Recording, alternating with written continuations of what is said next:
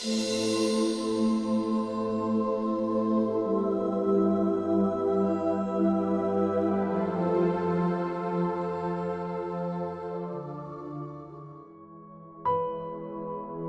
story of St. Thomas of Villanova.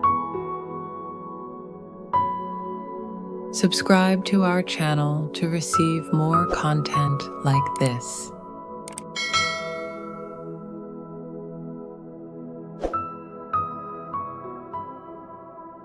Have you ever met someone who had everything but gave it all away for love?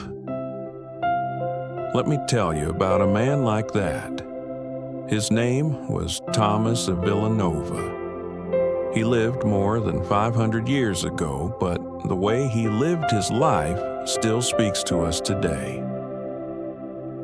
Thomas was born in Spain in the year 1488, in a small town near Valencia.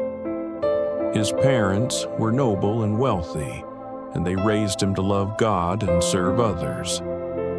His father was a miller who gave generously to the poor, and little Thomas saw that example every day.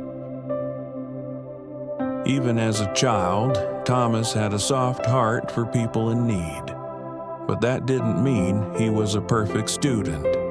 In fact, he was often distracted in class, earning him the nickname absent-minded professor.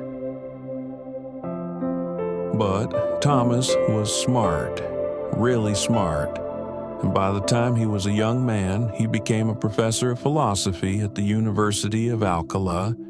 He could have lived a life of comfort and respect.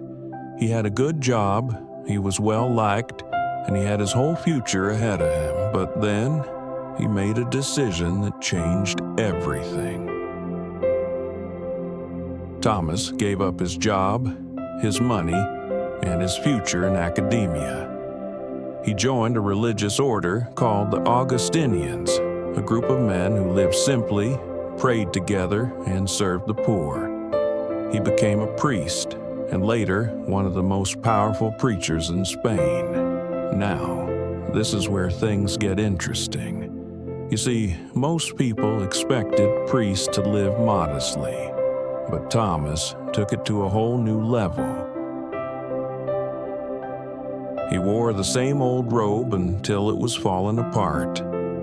He refused to buy new furniture, and any money that came his way, he gave it away every time. Once, someone gave him a gift of fine clothing. He sold it and gave the money to the poor without even trying it on. But it wasn't just about being poor. It was about love. Thomas saw Jesus in the face of every poor person, and he believed that if God gave him something, it wasn't his to keep. It was his to share. When people asked him why he gave so much, he said, "What good is preaching charity if you do not practice it?" Eventually, Thomas was appointed as the Archbishop of Valencia.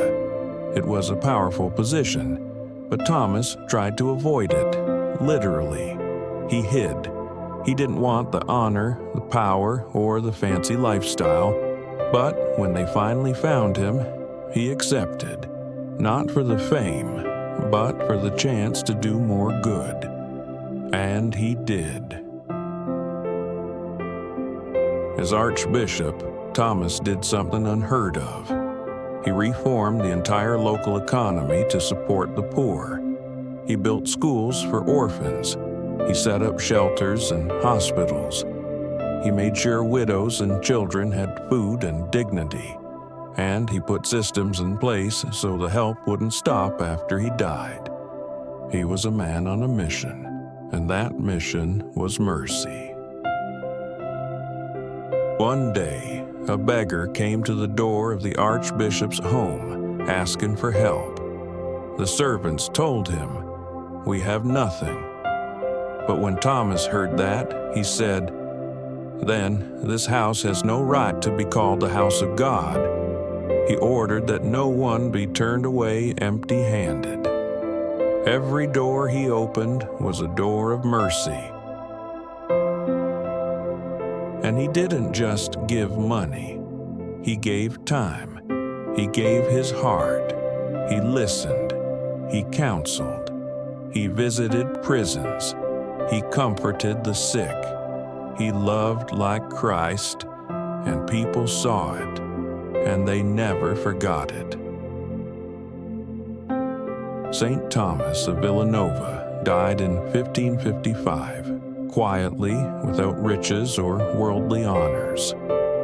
But the legacy he left behind, that was rich. He taught us that true wealth isn't found in what we keep, but in what we give away. He showed us that holiness isn't about looking perfect. It's about living with love, sacrificial, uncomfortable, inconvenient love. Today, he's remembered as the father of the poor, and not just in name, but in the way he lived. So maybe you're wondering, what can I do? I'm not a saint. I'm not a priest or a bishop. I don't have much to give. But Thomas would say this: start where you are. Give what you can. Love who's in front of you, and do it with all your heart. Because when you do, you're not just helping someone, you're becoming someone. Someone like St. Thomas of Villanova,